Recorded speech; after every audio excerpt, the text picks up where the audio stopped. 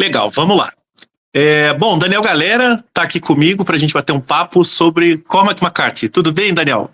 E aí, Marcelo, tudo bem? Prazer conversar contigo aí sobre esse autor e esse grande livro que está saindo, né, no Brasil agora. Exatamente, eu que agradeço. Daniel está se referindo a Suttree, livro do Cormac, que sai pela primeira vez no Brasil, né, Daniel? Esse romance? Sim, esse era um dos livros do Cormac que não havia sido traduzido ainda no Brasil, né? Então é a primeira tradução ao português brasileiro. Existia uma tradução em Portugal já há alguns anos, mas no Brasil é a estreia. Legal, tá saindo pelo selo Alfaguara, da Companhia das Letras, e por isso convidei o Daniel para a gente trocar uma ideia aqui, porque eu sou muito fã do Cormac McCarthy, sou um leitor entusiasta, não tanto quanto o Daniel, que além de leitor entusiasta agora traduziu um livro difícil dele e estuda e pesquisa profunda e obsessivamente o Cormac há muitos anos, mas eu tenho ele como talvez um dos meus 5, 6 autores aí de língua inglesa no panteão. Então é um sujeito que eu leio e releio e me tiro o chão como, bom, estamos entre iguais aqui, né, Dani? Então você sabe como é. Estamos alinhados nessa admiração aí. Isso. A gente vai falar do Suttree, mas eu queria puxar de cara o próprio Cormac, né? Cormac McCarthy nasceu em 1933, morreu em 2023, prestes a fazer 90 anos, né?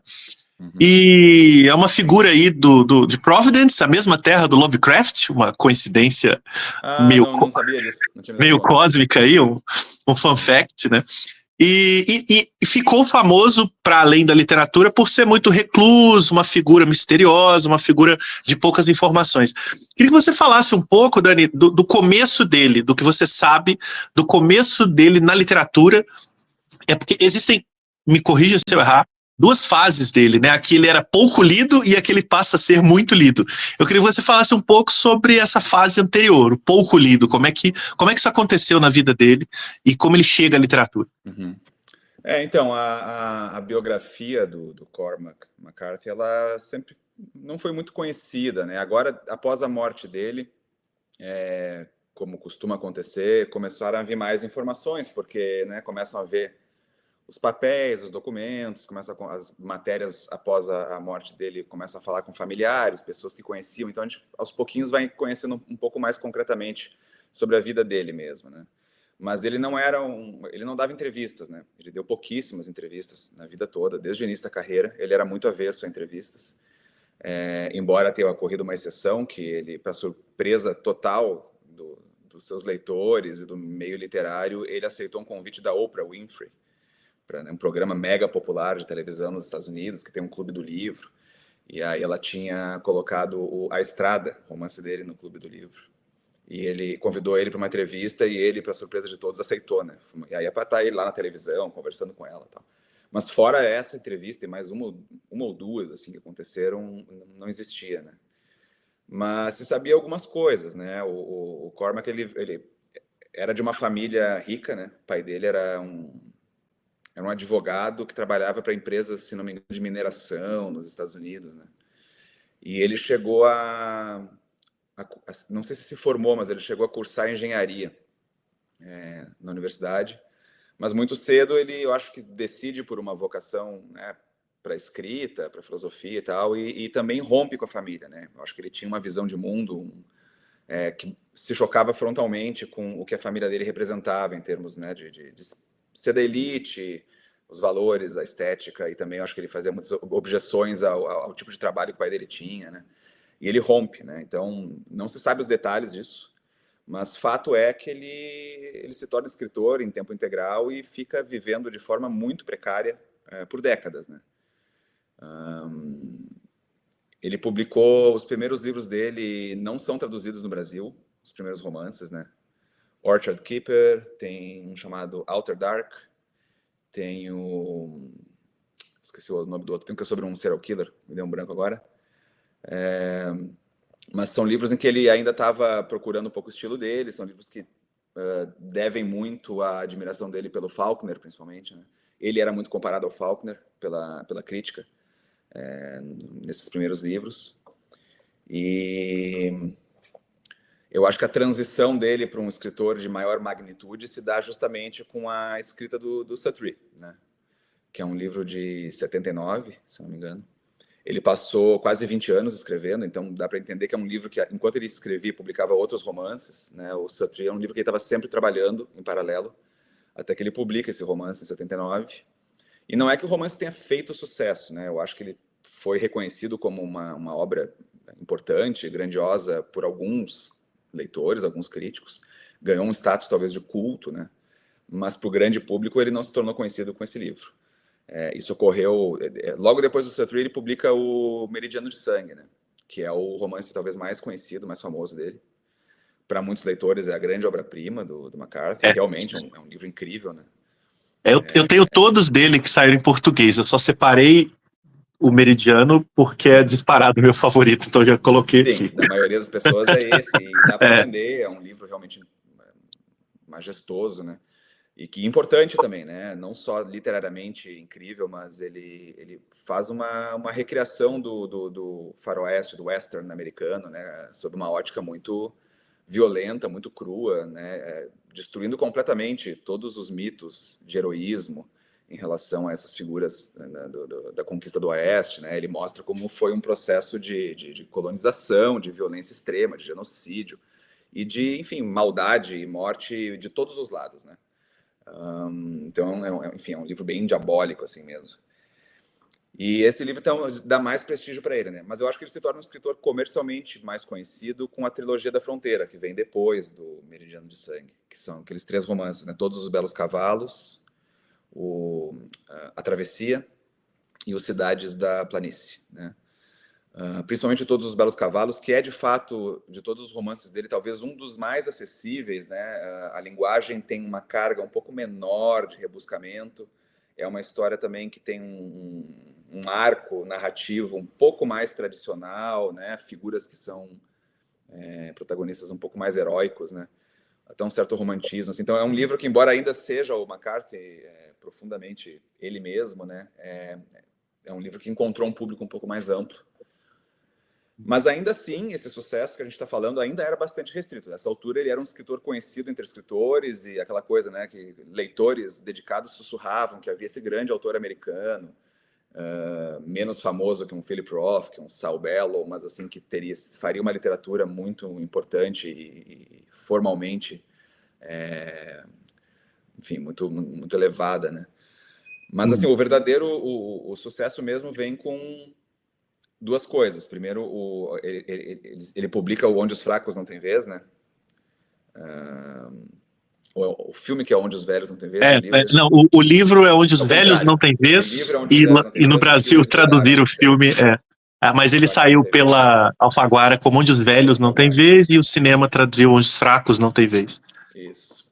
Esse livro, na verdade, era um roteiro de cinema que ele escreveu, né? Que acabou não sendo filmado na época. E aí ele readaptou, o editor dele fez esse trabalho, readaptou na forma do romance e publicou, né? Ironicamente, e aí foi adaptado, né? E aí foi adaptado pelos irmãos Coen, que inclusive é uma das adaptações cinematográficas mais fiéis ao livro na história do cinema, provavelmente, porque o livro era um roteiro originalmente, então eu acho que os irmãos Coen detectaram que ali havia um filme praticamente roteirizado, né? Então é muito próximo mesmo. Sim. E esse filme fez muito sucesso e ganhou Oscars, né? Vários Oscars. Oscar de melhor filme. Isso. Mas também com a publicação de A Estrada, que é um romance já tardio, né? Esqueci agora o ano da Estrada, eu acho que... 2006. Obrigado. Tá em 2006, a essa altura o Cormac já tinha vários romances, estava publicando desde o início dos anos 70 e tal. Mas esse livro se torna um best-seller, né? É um livro diferente no trabalho dele, porque pela primeira vez ele adentra um pouco um gênero, uma literatura de gênero que se chama, né? De ficção pós-apocalíptica, um gênero mais especulativo, uma coisa que ele nunca tinha feito. Mas ele também, assim como o Meridiano de Sangue reinventa o faroeste americano, né? A Estrada reinventa esse livro pós-apocalíptico. Ele faz isso o mesmo procedimento que ele aplica ao faroeste, ele aplica a essa ficção especulativa pós-apocalíptica, criando também uma imagem de um futuro completamente aterrador, de luta pela sobrevivência, mas centrado o drama se centra na sobrevivência de um pai e um filho, então é uma história também muito terna, muito emocionante de um pai indo às últimas consequências e passando por todo tipo de provação para preservar a vida do filho num mundo completamente aterrador, né, muito ameaçador. Então é um livro que tem esse eixo muito bonito e tal. E aí, nessa altura, ele diz que escreveu o livro pensando no filho dele, né? Não é o primeiro filho dele, foi o último filho que ele teve. Acho que quando ele escreveu A Estrada, o filho dele tinha tipo 8, 10 anos. Ele escreveu com quase 70 anos, né? Então ele é um pai bem já tinha quase temporão aí. 70. Né? E ele projeta, acho que começa pensando no futuro da humanidade, Uhum. com seu usual pessimismo, quase niilismo, né? Então ele diz que ele escreve o romance pensando no filho. Então esse romance acaba conquistando, aí sim, legiões de leitores, e tanto que é colocado no clube do livro da Oprah Winfrey, lá nos Estados Unidos. Ela leva ele para televisão, para o programa dela, que é mega popular e tal. Aí ele se torna uma figura, de fato, um escritor conhecido mundialmente nos Estados Unidos. Mas antes disso, ele era ainda um cara que, para a maioria dos leitores, estava abaixo do radar, né? Sim. Um gosto quase, não digo secreto, não era esse ponto, né? Mas um gosto muito restrito, assim, um entusiasmo de um culto de entendedores, assim, que diziam, não, esse cara é um dos maiores escritores vivos, tal. Ele não foi ainda devidamente reconhecido, né? E era um escritor muito admirado por outros escritores também, né? Um deles era o David Foster Wallace, esse sim bastante célebre na vida toda, né, dele, e um escritor bem mais jovem, de uma geração posterior, que morreu em 2008, acho, se não me engano, aos 40 e poucos anos. Sim. Mas muitos autores dessa altura já reverenciavam ou tinham uma influência declarada do Cormac, né? Então, Ele é muito exaltado. Desculpe. Não, desculpe. Não, eu ia dizer, ele também foi muito exaltado por Stephen King, quer dizer, um mundo completamente diferente, mas que traz um lastro popular também, né? Quem é esse cara que o Stephen King está citando? Ele já citou várias vezes na conta dele de Twitter. Né? Sim. Ele era um grande estilista, né? Um autor cujo estilo realmente, eu acho que prende e perturba e comove o leitor, né? Mas para os escritores que estão pensando na linguagem também como autores, né? Pensando num nível um pouco mais técnico, às vezes, o que ele fazia era muito impressionante, né? O Foster Wallace várias vezes falou sobre isso, sobre como qualquer outro autor escrevendo como o Cormac escreve fica meio ridículo, fica pomposo, né? Seria uma coisa um pouco não convenceria. Mas ele consegue pegar, né, essas temáticas, ideias, linguagens um pouco antiquadas, porque ele mistura, né, o registro das traduções da Bíblia para o inglês com uma literatura, com lendas irlandesas antigas e coisas medievais, né? Ele combina isso com a literatura moderna do Faulkner e com Herman Melville, e Joyce, que eram autores de referência para ele, né? Mas traz para a nossa época, né, para esse leitor contemporâneo, a coisa soa um pouco antiga, portentosa, mas ao mesmo tempo muito atual. Né? Ele está escrevendo de um jeito que ninguém anteriormente escreveu. Ele tinha uma marca pessoal no estilo dele muito forte. E é um pouco uma alquimia meio maluca, assim, é difícil de entender como que funciona, como que faz, né? Mas passa muito por essa recriação de registros antiquados de linguagem de uma forma moderna, usando uma variedade de vocabulário e termos obscuros ou antigos, né, de uma forma muito intensa e que às vezes até dificulta a compreensão do leitor, né? Inclusive para leitores nativos do inglês. Né? Sim, então, era uma coisa que eu ia... peculiar. Desculpe, tá dando um leve delay, então desculpe se parece que eu te corto. Não, tranquilo. Era até eu queria entrar com você na questão do estilo, né? Ele tem um estilo de escrita muito peculiar, como você está falando, e que a gente como leitor é curioso. Lendo, a gente percebe que é um estilo singular, às vezes denso, mas se você está imerso na leitura, você não se confunde. É uma coisa um pouco mágica, né? Ele, por exemplo, não usa travessão nos diálogos, nem aspas. Ele não usa sinal gráfico, né? Dos leitores que chegam a primeira vez, né? E eu encontrei uma entrevista dele que ele diz assim, eu não uso porque eu não quero poluir a página e o olhar do leitor com sinais gráficos. Ele vai entender quem está falando. E para Oprah Winfrey que ele fala isso, que ela pergunta para ele, tu não usa vírgula, como é que é, né? E ele diz, eu evito pontuação ao máximo, né? E ele diz, quando a gente escreve propriamente, né, escreve bem, os sinais de pontuação não deveriam ser necessários, né? Então é uma coisa assim, não é bem verdade, mas aí lendo ele, a gente entende de onde que vem um pouco esse traço do estilo dele, né? Ele acha que você está colocando muita vírgula, ele jamais usa um ponto e vírgula, né? milhares de Sim. páginas da obra dele, tu não vai encontrar um ponto e vírgula, nem um travessão, nem aspas, né? Vai ter Isso. alguns poucos itálicos e vai ter ponto final e vírgula. E vírgula, apenas, né? exatamente. E Pouquíssimas até frase. vírgulas, né? E às vezes frases curtas, mas dentro de uma cadência, né? Ele não é, por exemplo, o Saramago, e ele também não é o. Não sei, a gente pode citar autores, sei lá, o Thomas Bernard, não é isso, né? Ele Não tem essa coisa consegue. recursiva e de orações Isso, subordinadas que não terminam. Ele tem é. frases, na média, a frase dele é muito curta. Sim, isso. Isso é muito, muito curioso, porque são frases relativamente curtas, claras, eu acho ele muito claro. Né?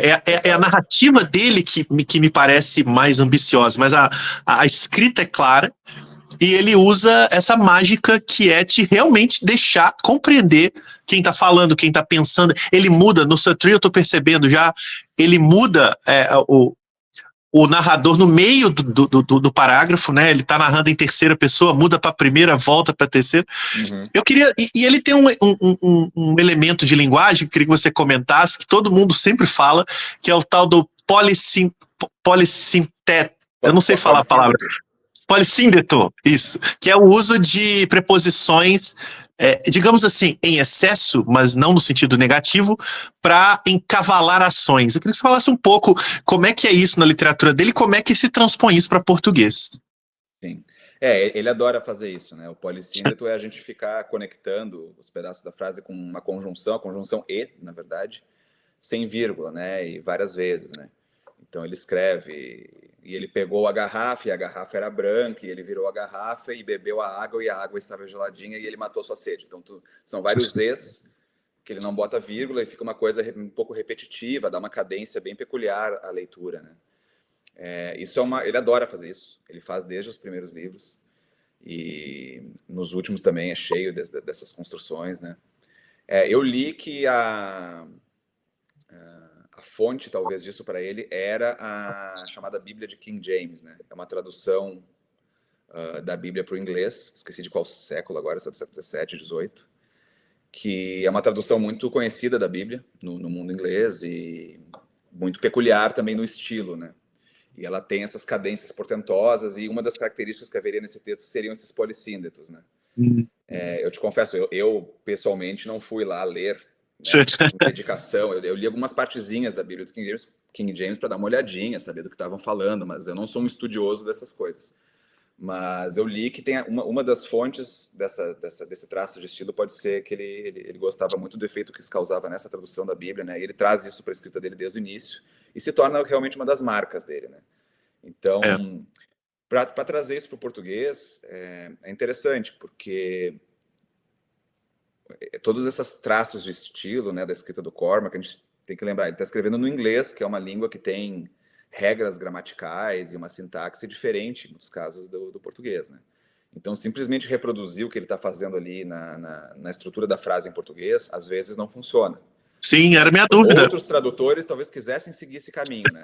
Enquanto há um polissíndeto com vários pedaços da frase conectados com conjunção, de repente seria possível simplesmente fazer isso igual em português, e aí o que saiu e o leitor se vira, né?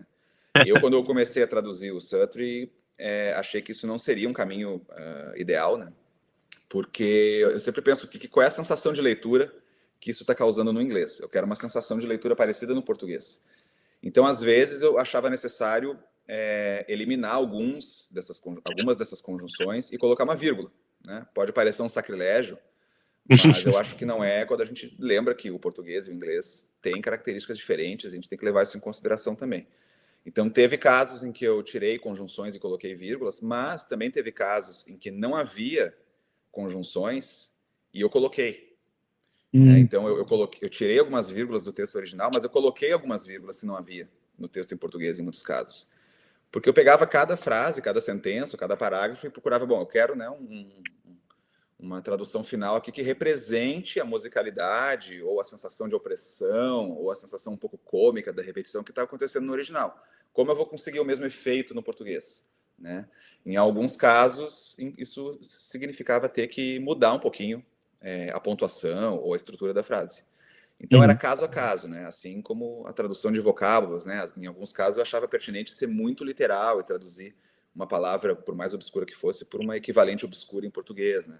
Mas teve casos que eu mudei um pouco, porque às vezes o que parece, por exemplo, né, o Cormac também gosta muito de fazer neologismos, né, inventar palavras que não existem ou não estão dicionarizadas, grudando uma palavra na outra, né? Não vou lembrar de exemplos agora conversando contigo, mas o inglês ele se presta muito a isso. Né? Sim, o Joyce está aí para isso, né? O Ulisses é cheio eu disso. Eu lembro de um termo que eu acho que está na abertura, que é dead cart, né? Um carrinho de mão ou uma carreta dos mortos, né? Ele, em vez de fazer separado dead espaço cart, ele junta e cria a palavra dead cart. Eu acho que na abertura também tem a palavra rain flattened. Rain, chuva, né? Flatten, achatar. Então ele bota essa palavra grudada, rain flattened. Então, assim, um caminho possível no português seria tentar grudar as palavras do português também, criando esses neologismos, né? Uma coisa mais Guimarães Rosa, assim, né? Então, sempre que houvesse uma palavra, um neologismo desse tipo no original, a gente buscar um semelhante em português. Eu não fiz isso, porque esse tipo de neologismo, ele soa muito natural no inglês, né? A gente vai encontrar essas construções de palavras que não existem, inclusive no texto de outros autores, ou às vezes não são nem autores de literatura, né? Na escrita do inglês, grudar uma palavra na outra é algo que não chama tanto atenção, né? A sintaxe e as regras do inglês, ela um pouco que comporta isso. No português chama muito atenção. Se a gente gruda uma palavra na outra e faz um neologismo um pouco à moda do Guimarães Rosa, né? Isso salta muito aos olhos. Então eu não queria que o texto ficasse cheio dessas firulas, né? Do tipo, olha aqui o tradutor se esforçando para criar uma palavra nova porque tinha uma lá no original. Só que a criação da palavra nova no inglês não significa a mesma coisa que a criação de um termo parecido no português, né? Então também vi caso a caso, né? Alguns poucos neologismos desse tipo eu também criei alguma palavra em português parecida. Mas, na maioria desses casos, eu simplesmente aboli esse expediente e traduzi o significado daquele neologismo com, né, uma palavra única ou um conjunto de palavras, mas que não estavam grudadas, né, em um termo único. Então, são alguns, né, exemplos de escolhas que tiveram que ser feitas, né? Sempre priorizando aí, na minha cabeça, a mesma sensação de leitura que o original me trouxe quando eu li as primeiras vezes o romance, né? Eu queria muito... Meu desejo... acima de todos, era recriar a sensação que eu tive ao ler Satori pela primeira vez, né? Lá em 2008, quando eu li a primeira vez. Sim. Eu queria que os leitores novos do livro em português tivessem as mesmas sensações com a linguagem, com as cenas, né? E dediquei muita atenção, muito carinho, assim, para tentar fazer essa reprodução fiel. Muito bom. E só um esclarecimento de antes, você não conseguiu, eu dei uma colada aqui, o terceiro romance dele que você não se lembrou é o Child of God, que virou um filme em 2012, dirigido pelo James Franco, que é um grande admirador do Cormac, que tem um projeto há anos de adaptar o Meridiano de Sangue, mas nunca foi pra frente, né? Ele comprou os direitos, né, do Child of God e do Meridiano de Sangue. Meridiano, Aí ele mesmo fez o Child of God, que eu não assisti. Ele dirigiu e o Meridiano não rolou, assim. O Meridiano é um projeto antigo que passou pela mão de vários diretores. O Ridley Scott ia fazer uma época, não fez. O Ridley Scott, no fim, acabou filmando um outro roteiro escrito pelo Cormac, né? Sim. The Counselor, que eu esqueci. Não sei como chamou no Brasil, Conselheiro do Crime, alguma coisa assim, né? Do Crime, que é um filme estranho, não é muito bom, tem algumas coisas legais ali, mas é um projeto que não foi tão bem sucedido, na minha opinião, né? Isso. E o Meridiano de Sangue volta e meia surge no IMDb, que alguém está produzindo, alguém vai dirigir. Sim, exatamente. Agora, a última notícia é que o John Hillcoat, que é o mesmo diretor de A Estrada, que é uma boa adaptação, na minha opinião. Eu gosto também. Dizem que ele vai fazer o Meridiano. Eu não sei se, de fato, se vai ser humor, se vai realmente conseguir produzir, né? Mas vamos ver. Um diretor australiano, trabalha muito com o Nick Cave, que tem um universo que dialogaria bem com o Cormac, né? Como dá para ver na trilha do... Cave e Cormac McCarthy tem, né, o tipo de essa religiosidade, né, não cristã, assim, mas é a religiosidade cósmica, né? Uma espiritualidade, talvez. Aí. Né? Eles têm uma certa afinidade. Sim, e mais duas perguntinhas aí, a gente encerra. Uma entramos na seara do cinema e eu queria perguntar isso, o que você acha, como um leitor antigo de Cormac McCarthy, ou como a gente poderia dizer, bem antes de virar modinha, ainda que ele nunca tenha virado modinha, infelizmente, como é que você acha, uma opinião mesmo pessoal, assim, de que logo ele, um autor tão complexo, espiritual, você fala muito dele ser um autor com elementos à moda antiga, mas muito moderno, ter sido tão adaptado para cinema. Eu acho um pouco uma façanha, que eu acho que 4 romances dele, mais 2 peças, não, uma peça, mais um roteiro, foram todos adaptados para cinema, né? Incluindo aí o Todos os Belos Cavalos, que é o primeiro Tem romance esse dele. filme, que é um É filme que com eu o Matt gosto, Damon, tá? É Penélope dirigido pelo Cruz. Billy Bob Thornton, né? É Isso, curioso exato. que 2 atores dirigiram trabalhos dele, né? O Billy Bob e Sim, o James Franco, né? exatamente. Tem Curioso. uma atração aí. Então a gente tem, né, Onde os Fracos Não Tem Vez, Todos os Belos Cavalos, A Estrada, a gente já falou do Conselheiro do Crime, tem a peça dele adaptada para um telefilme, né, com Tom Lee Jones e o Samuel Jackson, esqueci o Tem nome aqui agora. Já vou lembrar o nome. Isso, enquanto isso eu vou na colinha. The Sunset Limited. Sunset Limited, isso que é um Mas isso é belo diferente, é trabalho. uma peça de teatro, né? Isso, E aí o filme basicamente é a encenação da peça, né? Aí num funciona, cenário porque pequeno. é teatro filmado, né? E é E muito legal. direção Eu do Tom adoro Lee esse tipo de Jones, filme. né? Que é. Tem 3 atores, então, ó. Porque eu acho que é o Tom Lee Jones que dirige essa adaptação. Ah, é ele mesmo que dirige, né? É Então, verdade. então assim, eu nunca tinha me dado conta disso, de 3 atores dirigiram Sim. adaptações de textos do comic. Como é que você olha, pensa isso? Enfim, é quase uma curiosidade mesmo de esse autor ser tão mais adaptado do que alguns outros autores, até eu diria É, mais adaptáveis. eu acho que o fato de 3 atores terem dirigido as adaptações de obras dele fala um pouco por si, né? Eu acho que muitas vezes nesse universo da adaptação cinematográfica de obras literárias existe a confusão, né, do entusiasmo com o texto literário, a confusão entre esse entusiasmo e a verdadeira adaptabilidade do texto, Uhum, né? Então, se eu sou um diretor de cinema e eu leio Sutter e fico completamente encantado com o livro, como a minha linguagem de trabalho é o cinema, eu começo imediatamente a pensar que isso vai dar um filme. Mas, assim, né, esse entusiasmo, muitas vezes, ele passa por cima do fato de que o trabalho não é tão propenso, assim, à linguagem cinematográfica, né? Eu acho que Onde os Fracos Não Têm Vez funcionou muito bem, porque ele foi escrito para o cinema, né? Mas no uhum, caso dos romances, a gente vê que roteiristas e diretores, eles estão, assim, tendo dificuldade ali para espremer um filme coerente da escrita do Cormac, né? E eu não acho que são livros de fácil adaptação, né? Acho que boas adaptações dos romances dele teriam que depurar muito as histórias, teria que extrair, assim, uma estrutura muito simplificada, cortar realmente 90% do que está rolando, para tirar algo que, uma vez filmado, funciona bem numa linguagem cinematográfica de um filme de 2 horas, né?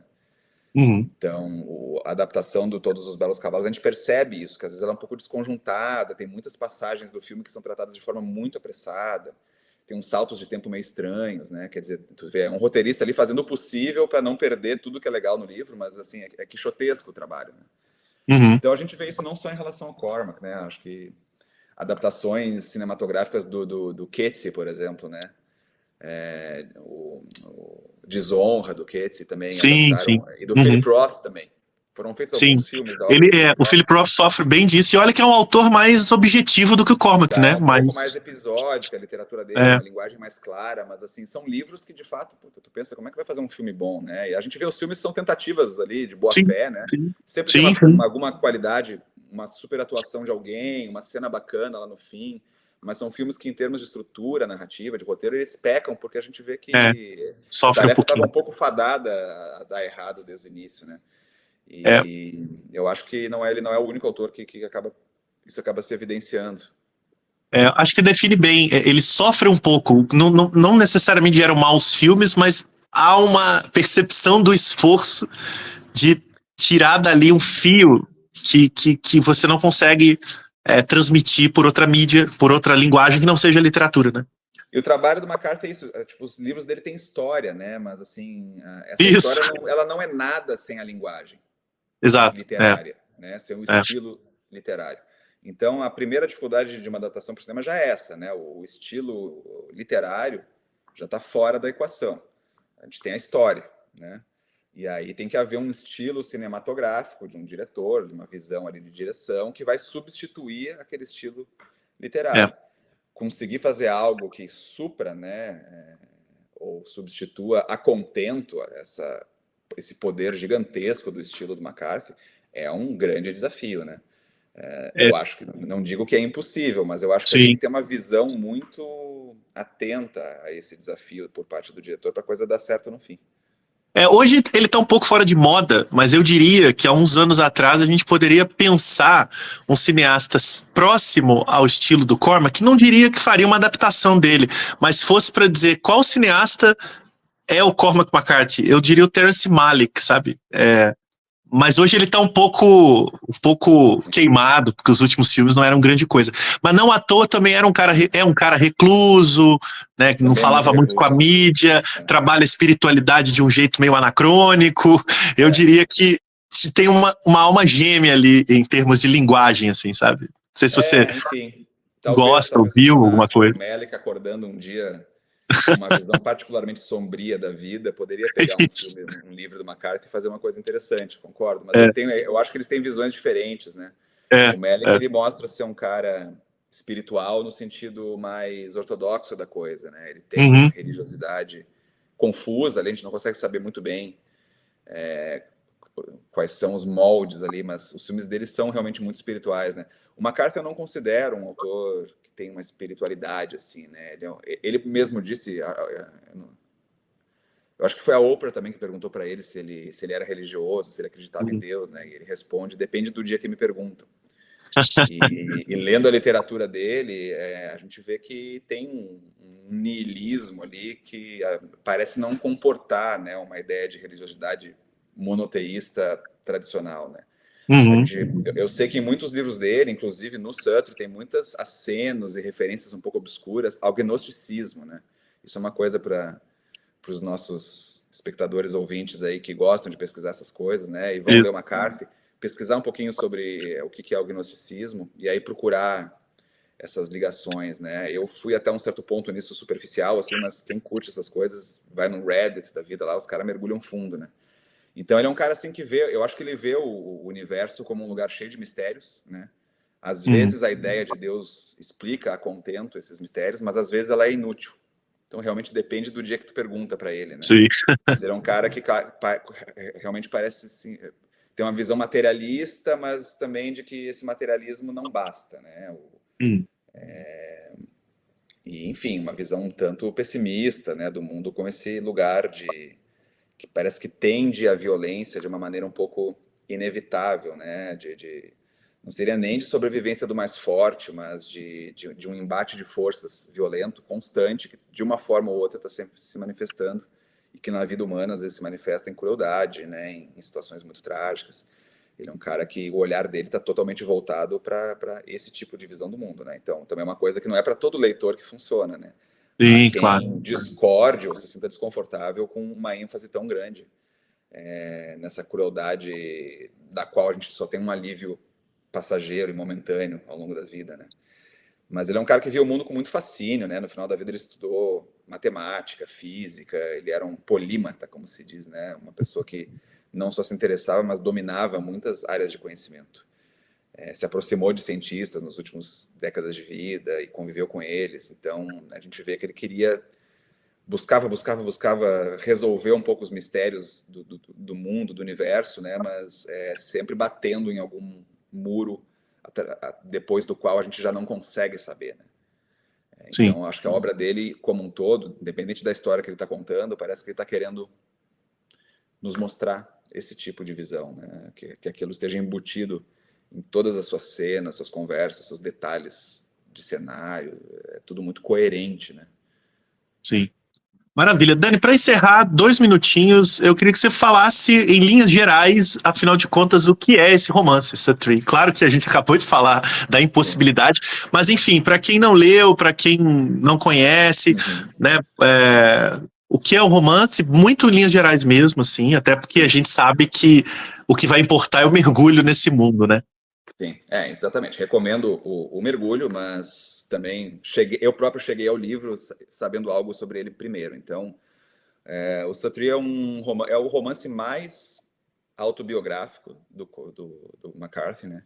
Embora ele nunca tivesse dito, e eu também não diria que ele é estritamente autobiográfico, mas ele é de todos o que é mais vinculado à vida real dele, e conta a história de se passa na cidade de Knoxville, nos Estados Unidos, à beira do rio Tennessee, e o personagem é o Cornelius Sutry, que é o sobrenome que dá título ao livro. Ele é no início do livro a gente vê ele atuando como um pescador. Ele mora numa casa flutuante na beira do rio, em situação de pobreza.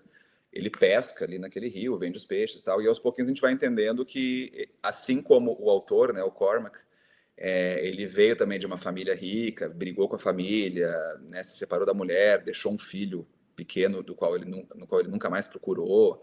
Então ele tem uma situação de rompimento muito drástico com a família e com uma vida de classe alta que ele poderia ter tido, né?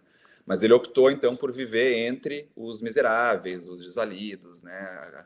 Aquelas pessoas ali, tem um bairro ali que ele mora perto chamado McKinley, que é um bairro que existe mesmo, que era uma espécie de comunidade, né? Ou favela daquela época em Knoxville.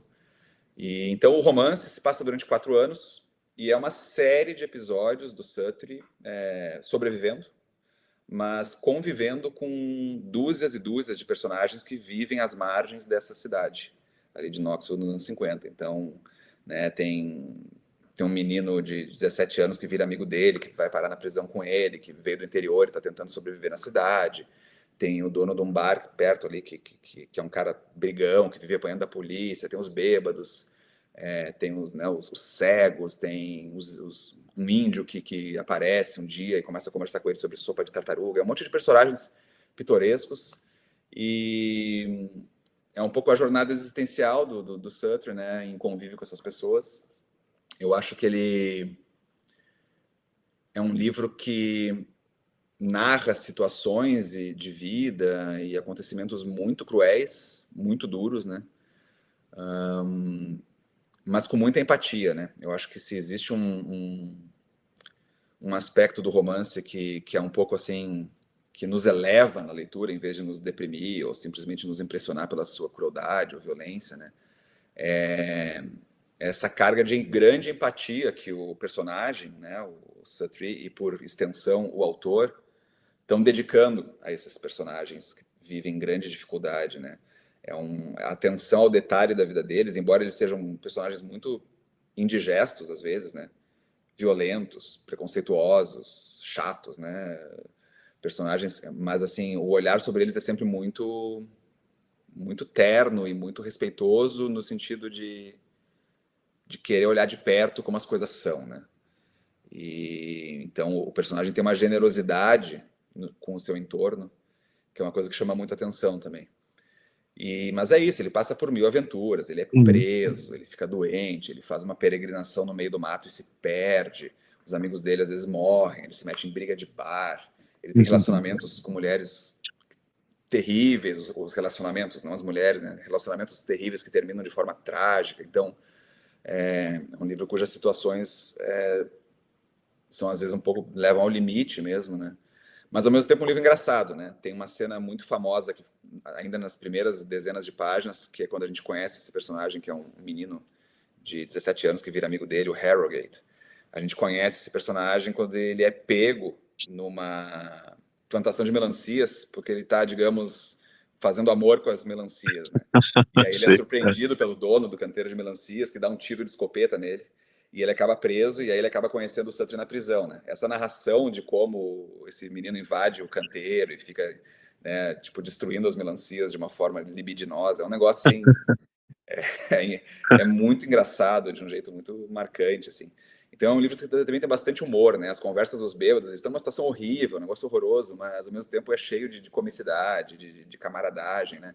Então eu acho que é um livro que carrega o leitor para um mundo de sensações muito completo, né? Do qual a gente sai realmente transformado. Legal. Recomendo uma tentativa de entrar ali. Sim, eu estou aqui, recomendo também. Daniel, muito obrigado pelo seu tempo, pela sua dedicação. É um prazer. E sucesso aí, que você traduza mais Cormacs, especialmente essa primeira fase que a gente não tem no Brasil. Aí, tem alguns que ainda não foram, né? Eu acho que o Outer Dark, que é o segundo livro dele, é um livro mais curto, até tem umas 200 páginas, um dos grandes livros do McCarthy. Quem sabe esse um dia não vem em tradução para o Brasil também, seria legal. Maravilha, obrigado mesmo, pela viu? oportunidade de falar sobre a tradução, sobre o livro. Sempre bom conversar com outro entusiasta do Cormac. Ah, que legal. Vamos aumentar tomara essa que essa legião. tradução crie muitos novos Isso, exatamente. admiradores desse Aumentar a autor. legião aí. Valeu demais. Dan, eu vou te Obrigado. pedir um segundo que eu vou ver se eu encerro aqui tranquilamente. Peraí. Concluir.